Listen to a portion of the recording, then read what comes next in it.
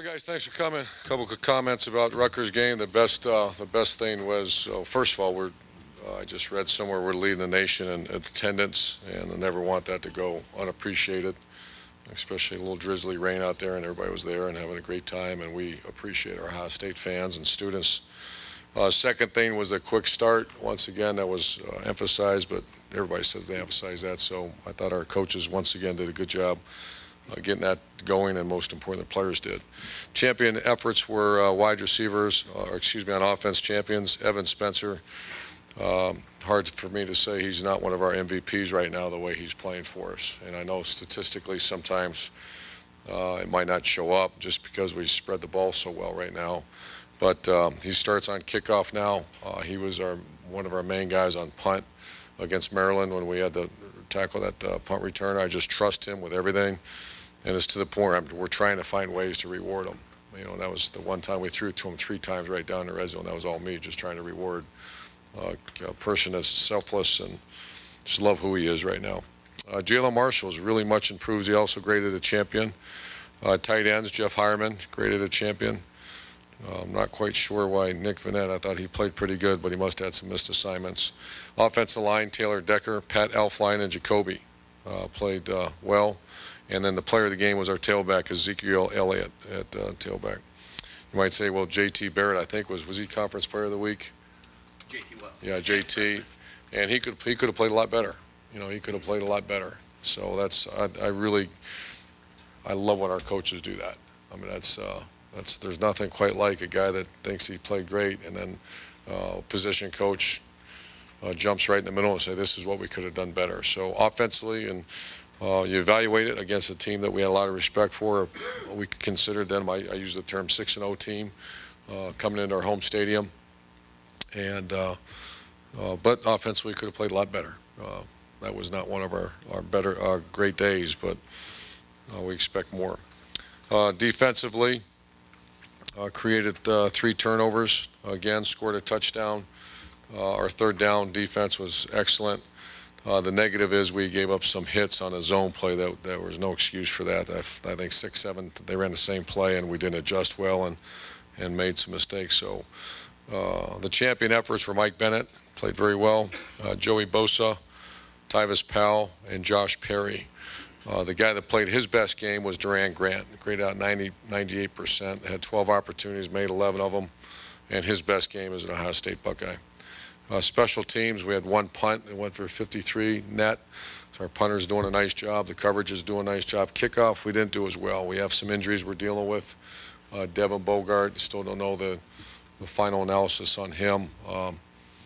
Dante Booker was pulled out of the game, and I'm thinking someone else on kickoff I lost. So we're going to have that conversation today about how we're going to fill that most important unit, that very important unit. With that said, I'll answer any questions for you. Bill? Yeah, you're halfway through the regular season. You were not particularly effusive Saturday. You're not right now, but given the injury to Braxton, given all that you've had to deal with, how happy are you with where the team is right now? I love coaching this team. You know, when I look at our champions and I see Nick Vanette and I see J.T. Barrett not under the champions, I want that mentality of, you know, if our expectations are higher than the players of himself, that's a problem. And that happens a lot. You know, when you see a great player and we think you should be this, but the player doesn't think you should be that, the player usually disappears or just doesn't become a great player. But I love when a coach, you know, and the good thing about J.T. Barrett, well, they had the conversation yesterday, but I wasn't a part of that, but I like the way when coaches say, okay, you're a Big Ten player league, but you didn't play very well. Here's what we can do better, as opposed to always, boy, what a great job, when it really wasn't. So I like the culture of the program right now. I like the players, the way they're being coached. I love their responses. And that's, enjoy coming to work every day when you have a team like that. Could you kind of give a quick little scouting report on Penn State? Obviously good defense. Number 1 defense in the country as far as rush defense. Very, very well coached up front. Good personnel up front. They got a tough guy, Borland type middle linebacker. It's real active. I think he leads the team on tackles. They do a very nice job. Number 1 in America against the run. On offense, obviously we got a lot of respect for that big quarterback, Hackenberg. tremendous player. Statistically came out of the shoot high completion percentage. He struggled a little bit, but he's playing very well. And then they got just a boatload of tight ends. They try to play them all. So it's a lot of 12, one back, two tight ends, 13, three tight ends, which in the past has given us problems as far as run fits. They don't run the ball particularly well right now, but they're a very good throwing team. Front row, Tim. Yeah, Urban, could you elaborate on JT? Like, what is it that y'all saw Saturday that he wasn't doing well? What kind of graded him down, I guess? Well, whenever you see a legal procedure, that's the quarterback, and that's the leadership of the quarterback. And it happened one time earlier in the year. I liked the way he started. Someone told me he went 9 for 9 or something to start the game. We like this. That's obviously very good. But he misfired on a couple balls. He threw a ball behind Evan Spencer and missed on Dontre Wilson on a touchdown. There was a couple plays. But that happens. That's not when you see graded down, you don't grade a guy down. You coach him up to throw the ball better. Graded down is just the quarterback position.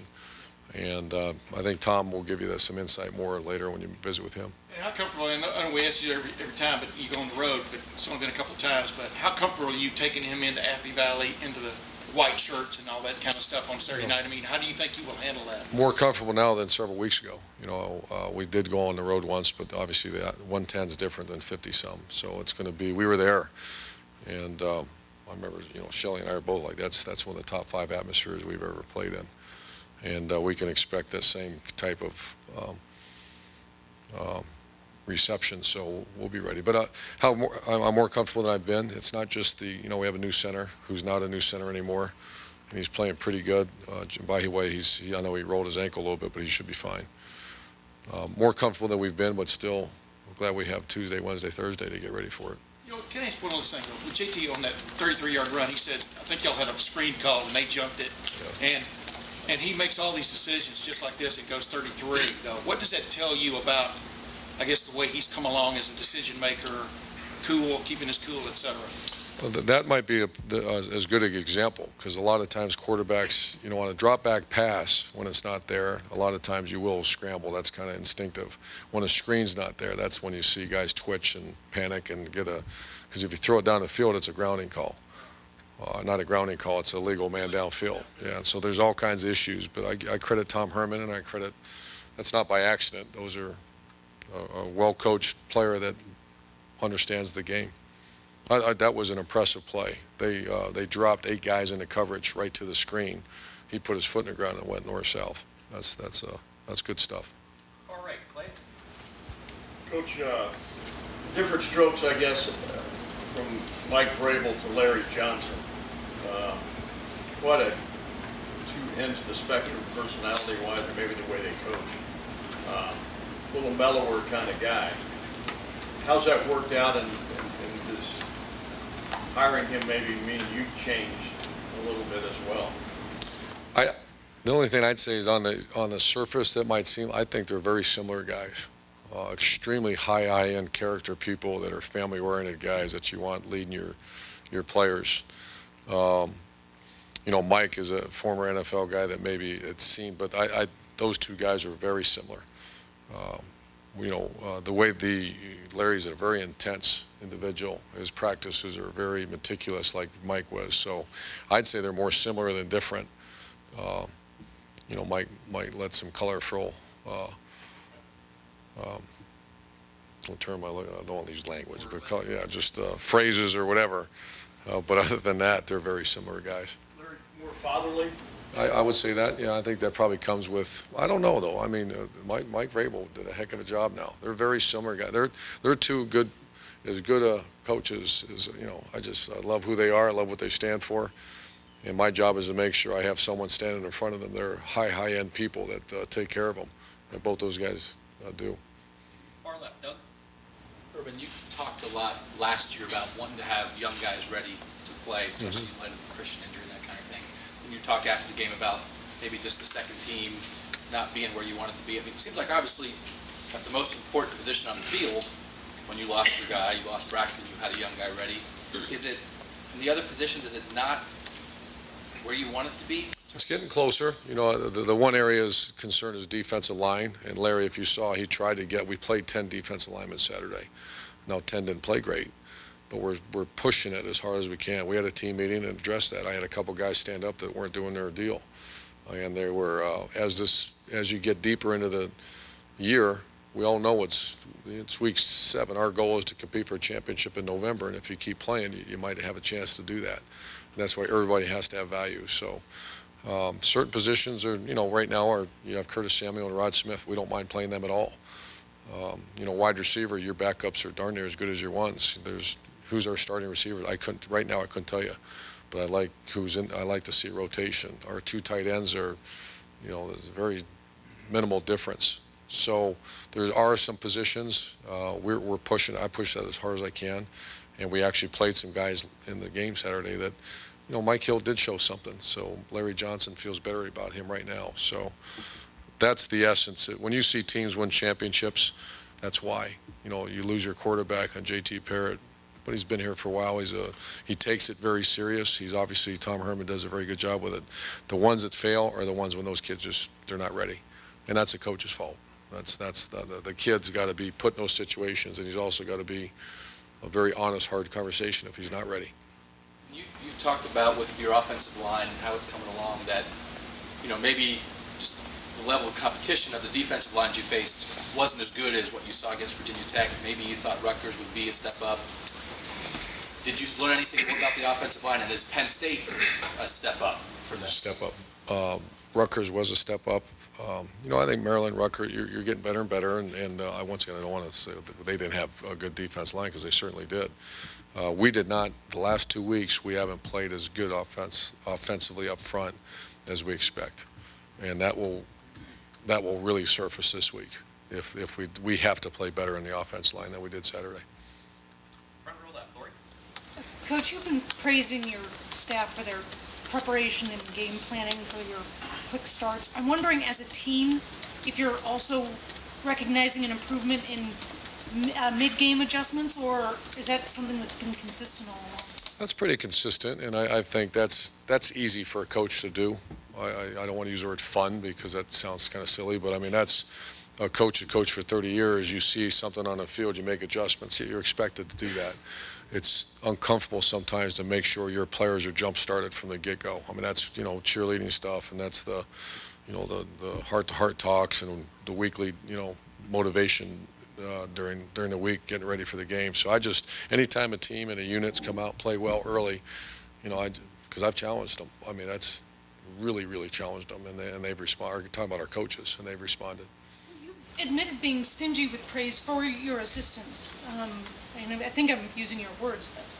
What is it that they have done so exceptionally that you recognize them even after the game on Saturday? If a coach makes an adjustment during a game, you're supposed to do that. You're getting paid a lot of money. You're at Ohio State University. For me to say, hey, pat a guy in the back, say, well, that's really cool that you did. No, you're supposed to do that. As a matter of fact, we got an issue if you don't. It's the other thing. It's to get the motivate. To me, what's not easy is the motivation of 18, 19, 20-year-olds with all this chaos going on in the world, to get them to put their foot in the ground and go as hard as they can right from the big get-go. And that's what I'm seeing our coaches do. That's why I brought that up. Front row right, Austin. Urban, not just with JT, but the offensive line, the skill players, all those guys were so maybe inexperienced first few weeks. Did you all as a staff feel limited offensively? And how does that maybe compare to what you can do now? Yeah, you just look at the play sheet against Navy compared to now, that's 70% greater than what it was. And that's because of the number 1 quarterback, number 2 offense line, number 3 skill players. You know, two new tailbacks. One that's never played college football, and you know, he got hurt for a while. And the other one, Rod Smith, didn't know he'd be here, and so that position has really grown. I think the receiver position, the quarterback, offense line, receiver has really opened up the playbook because they're much more mature they've grown up fast. It seemed like there was a lot of things maybe you guys put in during the bye week. You saw the Wildcats and things like that. How much more room is there to go as you get more experience? The better your checkers, it's endless. I mean, you can, you know, Dontre Wilson, we went to 10 grouping, 0-1 grouping where there's no tailback. and a tight end and 4 wideouts. That was a result of having good 4 wideouts that we emptied and started doing some things. And you want to be able to keep them when you do that. Shouldn't tell you too much, but you keep them in a nickel or dime situation. Now go run the ball at them real fast. That was the reason we do that. So it's really, as long as you have good checkers, you can keep going and going. That's where you got to be careful. How's Wilson, by the way? He got taken out on Saturday. He's fine. He's fine. He's cleared. Far left, Matt. When you dealt with your bye weeks, you mentioned how unusual that was. Penn State's played a game in a month. They had a bye, a game, another bye. I'm wondering, preparing for them, does that change anything? Yeah, you prepare for something unusual. You know, I don't think they're holding anything, you know, because they've had a couple of big games. But, you know, we spend about 4 or 5 minutes talking about that and move on. You just, you know, Rutgers had a couple things that they never showed. The bye week gives you that chance to work on some things. So I imagine they have a base, but there'll be something new that we have already had that conversation about. Also, you talked 2 years ago when you played there, and you mentioned it earlier, the environment. And I remember you 2 years ago talking about you guys couldn't play a bowl game, they couldn't, and yet the environment was what it was. I'm wondering 2 years later, with the NCAA making their decision that they made, are you happy about that, that this is, you know, Penn State is allowed to play in a bowl game? Well, I mean, I'm into it for the players, like I'm sure Coach Franklin is and Coach O'Brien was, and that was, I thought that was incredible atmosphere, which is a credit to Penn State's fans. I thought it was even better credit for those players on their sideline and ours, because I've been in some national championship games, and you can't say they played any less in that day, on that day, at Penn State 2 years ago. So I had a lot of respect for it. I knew a lot of those Penn State players. They did nothing wrong. They did nothing wrong. A lot of those kids wearing scarlet and gray did nothing wrong, yet they're paying the price, which is part, I'm not saying that's wrong, it's part of the deal. But I just think that needs to be a shout out to those kids. I know I said something to our players, that was unbelievable, the effort you gave, and knowing at the end of the day, you're going to have to pay a price for someone else's mistakes. So I just think that's a credit to both teams. And last question, Rusty. Urban, last time you played these guys, you averaged 8 yards a carry, went for 400 yards on the ground. Are there changes that they've made since they're number one against the run? Is it more than personnel? Are they doing? It's a good question. Not many. I have a hard time remembering last year. You know, I think we played very well that day, and it started rolling downhill on them. You know, it's a much different defense right now. I mean, that's really good rush defense we're facing.